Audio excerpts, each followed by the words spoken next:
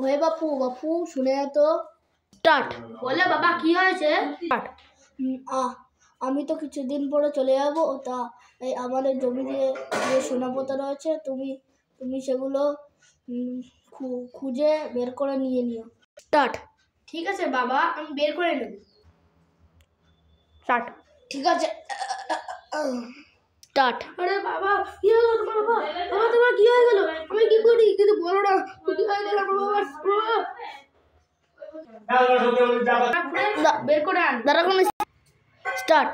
ঠিক আছে, আমি তাহলে মাঠে গিয়ে সোনাটা বের করে নিই। স্টার্ট।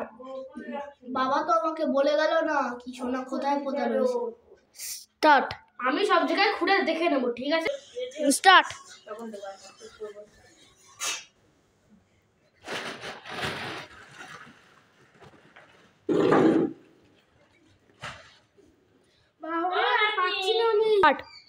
দেখো আমি তোমার জন্য খাবার নিয়ে এসেছি।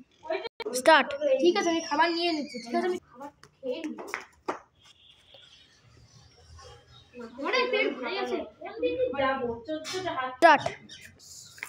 আর একটু কষ্ট করে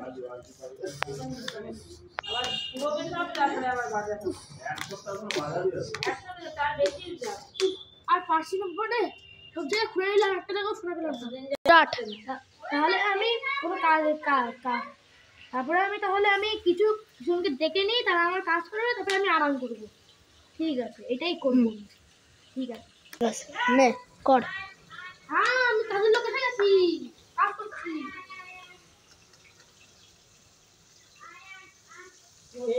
আর পারছি না আমি আর কাজ করতে হবে। স্টার্ট। তো আরাম করে নি, কাজের লোককে বলে নিই তো আরাম করে নি।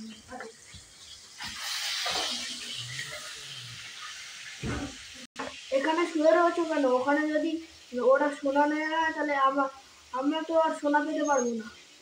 ঠিক বলছো তুমি, আমিও যাই। স্টার্ট।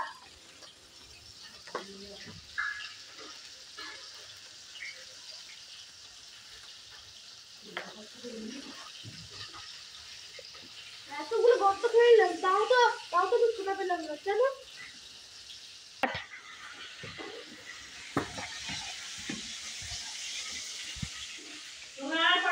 করে ওরা আমাদের বোকা, মানে বাবা আমাদের বোকা বানিয়েছে।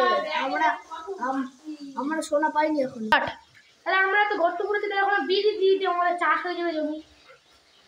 ঠিকই বলছো। ওকে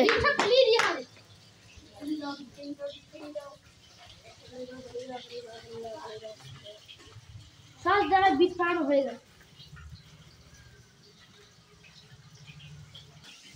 তো আমরা এই গল্প থেকে শিখলাম যে কখনো করতে নেই, কখনো লোভী হতে নেই, আর সবসময় কষ্ট করে কেষ্ট মেলে, মানে কষ্ট করে সবসময় আমরা টাকা পাতে পারি।